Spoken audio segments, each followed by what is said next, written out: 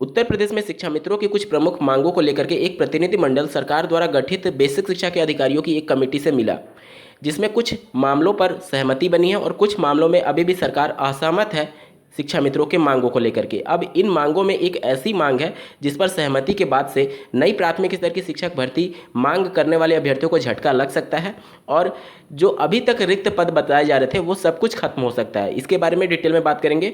उत्तर प्रदेश में यूपीएसआई परीक्षा तिथियों की घोषणा आयोग के द्वारा कर दी गई है। कार्मिक आयोग के द्वारा एक और विभाग में भर्ती के लिए हरी झंडी दे दी गई है। डीएलएड के कापियों के पुनर्मूल्यांकन के संदर्भ में अभ्यर्थियों के द्वारा पीएनपी सचिव को एक ज्ञापन दिया गया, जिसके बारे में हम लोग डिटेल में बात करेंगे और शिक्षा जगत से जुड़े कुछ अन्य खबरों को भी डिटेल में देखेंगे। तो अंत तक जरूर जुड़े रहिएगा इस वीडियो के साथ, बिना किसी पार्ट को स्किप किए हुए। नमस्कार दोस्तों, मेरा नाम है नीरज और आप देख रहे हैं व्यू बिट यूट्यूब चैनल। अगर आप इस चैनल पर पहली बार विजिट कर रहे हैं तो इसको सब्सक्राइब करते हुए बेल आइकन को प्रेस करना ना भूलें। स्क्रीन पर आप एक आर्टिकल देख पा रहे होंगे, छात्र शिक्षक अनुपात में शामिल होंगे शिक्षा मित्र। जैसा कि आपको ज्ञात होगा, दिनांक 1 नवंबर 2021 को शिक्षा मित्रों के प्रतिनिधिमंडल और प्रदेश सरकार के अधिकारियों की एक प्रमुख बैठक हुई थी, जिसमें इनकी मांगों पर विचार विमर्श किया गया। इनकी कुछ प्रमुख मांगें थी, जैसे कि इनके मानदेय को बढ़ाया जाना, इनको वो सभी सुविधाएं दिया जाना जो कि एक सहायक अध्यापक को मिलती हैं, इनकी छुट्टियों में और आकस्मिक छुट्टियों में और निधन होने के बाद से इनके आश्रितों को सहायक अध्यापक के पद पर चयनित करने जैसे कुछ प्रमुख मांगें थी, जिसमें से कुछ मांगों को सरकार ने स्वीकार किया और कुछ मांगों को अस्वीकार कर दिया।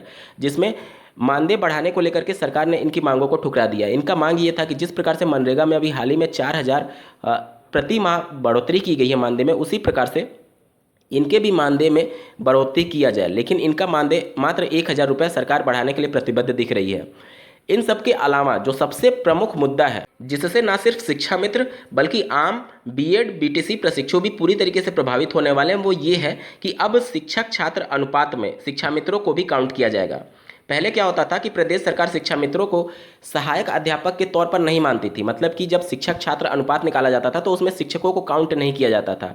इस वजह से ज़्यादा रिक्त पद आते थे, क्योंकि मान लीजिए कि अगर 1.5 लाख शिक्षा मित्र हैं और 1.5 लाख को टीचर मान ही नहीं रही है सरकार, तो उस हिसाब से आप देखेंगे कि बच्चों का एडमिशन ज़्यादा हुआ है तो वो पद रिक्त में काउंट होंगे। लेकिन चूंकि अब शिक्षा मित्रों को भी शिक्षक छात्र अनुपात में काउंट किया जाने लगेगा, मतलब 1.5 लाख शिक्षा मित्र जो अभी तक शिक्षक नहीं माने जाते थे अब शिक्षक माने जाने लगेंगे। तो अब छात्र शिक्षक के अनुपात पे जितना पहले रिक्तियां हो सकती थी, अब उस रिक्तियों में भारी कटौती देखने को मिलेगी। चलिए इसको उदाहरण के माध्यम से समझते हैं। वर्ष 2017 में 1,37,000 शिक्षा मित्रों के समायोजन को माननीय सुप्रीम कोर्ट ने रद्द कर दिया था। उसके बाद से 2 बड़ी भर्तियों में इनको मौका दिया गया और 2 भर्तियों को मिला करके लगभग 15,000 शिक्षा मित्र परमानेंट हो चुके हैं। इन 15,000 शिक्षा मित्रों को अगर मैं निकाल देता हूं तो अभी भी शिक्षा मित्र जिनकी संख्या 1,22,000 है, शिक्षा मित्र के पद पर ही कार्यरत है। अब चूंकि प्रदेश सरकार शिक्षक छात्र अनुपात में इन शिक्षा मित्रों को भी काउंट करेगी, मतलब अब इनको शिक्षक मानेगी। ऐसा करने से प्रभाव ये पड़ेगा कि जो अभी तक पद रिक्त हो रहे थे वो पद स्वतः ही समाप्त हो जाएंगे। कहने का मतलब कि देखिए, पदों की संख्या की गणना कैसे की जाती है? छात्र शिक्षक अनुपात के अनुसार, मतलब कि टोटल बच्चे काउंट किए जाते हैं, कितने बच्चे इनरोल्ड हैं और उनको पढ़ाने के लिए कितने शिक्षक कार्यरत हैं, और 30 छात्रों पर एक शिक्षक की आवश्यकता पड़ती है। अब चूंकि ये शिक्षा मित्र छात्र शिक्षक अनुपात के लिए काउंट होंगे, एक शिक्षक पर 30 छात्र होते हैं, तो अगर मैं इससे मल्टीप्लाई कर देता हूं 30 से, तो यानी कि 1,22,000 शिक्षा मित्र 36,60,000 बच्चों को पढ़ाने के लिए पर्याप्त है। अब मान लीजिए कि अभी कोरोना के बाद से जो लाखों की संख्या में इनरोलमेंट हुए हैं सरकारी विद्यालयों में बच्चों के, उसके बाद से भारी संख्या में यहाँ पर शिक्षकों की रिक्वायरमेंट हो रही थी। लेकिन इन शिक्षा मित्रों को शिक्षक के रूप में काउंट करने से क्या हुआ कि 36,60,000 बच्चों के लिए शिक्षक स्वतः ही एक तरीके से सरकार के मैन पावर में काउंट होने लगे। और हो सकता है कि जो भारी संख्या में रिक्तियां आ रही थी, भारी संख्या में इनरोलमेंट होने के बाद से सिर्फ सरकार के एक फैसले की वजह से वो सभी रिक्तियों पर एक तरीके से पाबंदी लग सकती है, क्योंकि अगर इन शिक्षा मित्रों को सहायक अध्यापक के तौर पर काउंट किया जाने लगा तो 36,60,000 बच्चों के लिए ऑटोमेटिक शिक्षक आ जाएंगे, जो कि अभी तक इन बच्चों के लिए शिक्षक नहीं थे। ऐसा एक तरीके से आप समझ सकते हैं। अब समझिए कि इसका पूरा फायदा किसको होगा। क्या शिक्षा मित्रों का मानदेय बढ़ा? नहीं। क्या शिक्षा मित्रों को परमानेंट किया गया? नहीं।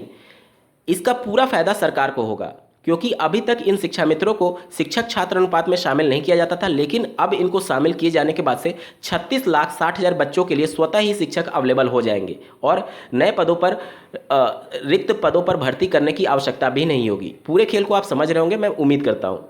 1 नवंबर 2021 को उत्तर प्रदेश पुलिस भर्ती प्रोन्नति बोर्ड के द्वारा एक विज्ञप्ति जारी की गई है, आप स्क्रीन पर देख पा रहे होंगे। और यूपीएसआई की भर्ती परीक्षा के तिथियों की घोषणा कर दी गई है। 3 फेज में ये परीक्षाएं होंगी। पहला फेज 12 से 17 नवंबर के बीच होगा, जिसमें 3 बैचेज पर डे एग्जाम देंगे और नंबर ऑफ डेज 6 दिन है, ठीक है। दूसरा फेज 19 से 24 नवंबर के बीच होगा, इसमें भी प्रत्येक दिन 3 बैचेज एग्जाम देंगे। और तीसरा फेज 27 नवंबर से 2 दिसंबर के बीच होगा, जिसमें भी 3 बैचेज पर डे एग्जाम देने वाले हैं। ये भर्ती परीक्षा 1.5 घंटे का होगा और ऑनलाइन मोड में ये परीक्षा होने वाली है।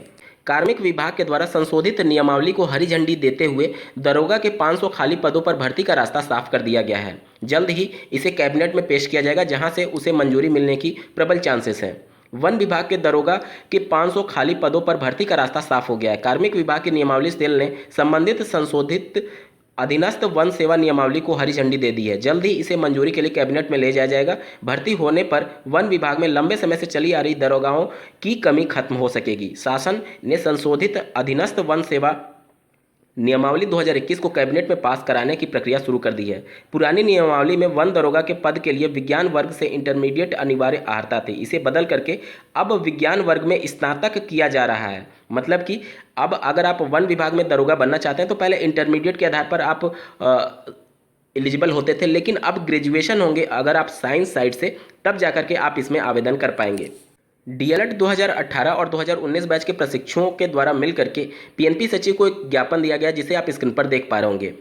विषय लिखा गया मिर्जापुर के डीएलएड 2018 व 2019 द्वितीय सेमेस्टर बैक परीक्षा की गठित विषय के कापियों के पुनर्मूल्यांकन के संबंध में। यहाँ पर आप पढ़ सकते हैं, निवेदन अवगत कराना है कि डीएलएड 18-19 द्वितीय सेमेस्टर के गणित विषय के बैक प्रशिक्षु हैं। ज्ञात हो कि दिनांक 16 सितंबर को गणित विषय का बैक पेपर आयोजित कराया गया, जिसका रिजल्ट 24 अक्टूबर 2021 को घोषित किया गया, जिसमें गणित के कई बैक प्रशिक्षु पुनः अनुत्तीर्ण हुए हैं। संबंधित छात्र छात्राएं परीक्षा पुस्तिकाओं के मूल्यांकन से असंतुष्ट हैं, जिससे हम सभी बैक प्रशिक्षु पुनः अनुत्तीर्ण होने से अत्यंत निराशा की अवस्था से गुजर रहे हैं। अतः आपसे अनुरोध है कि इस स्थिति को देखते हुए गणित विषय के बैक पेपर के पुनर्मूल्यांकन किया जाए, जिससे हम प्रशिक्षुओं की मन स्थिति शांत हो सके। मतलब अभ्यर्थियों के द्वारा मांग की गई है कि इनके गणित के प्रश्न पत्र को फिर से पुनर्मूल्यांकन किया जाए। जैसा कि आपको ज्ञात होगा, 1 नवंबर 2021 को पीएनपी कार्यालय पर कुछ संख्या में अभ्यर्थी उपस्थित थे, लेकिन उनकी संख्या इतनी कम थी कि पीएनपी पर कुछ खास दबाव नहीं बन पाया। उनकी मांगे ये थी कि सेकंड सेमेस्टर जो अभ्यर्थी पास हुए हैं उनकी चतुर्थ सेमेस्टर की परीक्षा जल्द से जल्द आयोजित कराई जाए, और जो अभ्यर्थी असफल हुए हैं, एक तो कापियों के पुनर्मूल्यांकन के संदर्भ में भी उनका ज्ञापन था, और उनके लिए स्क्रूटनी का प्रोसेस और बैक पेपर परीक्षा का जल्दी से जल्दी आयोजन हो सके, इन सभी मांगों को लेकर के अभ्यर्थी वहां पर उपस्थित थे। इस वीडियो को देखने के लिए आपका बहुत बहुत धन्यवाद। भगवान करे आपका दिन शुभ हो।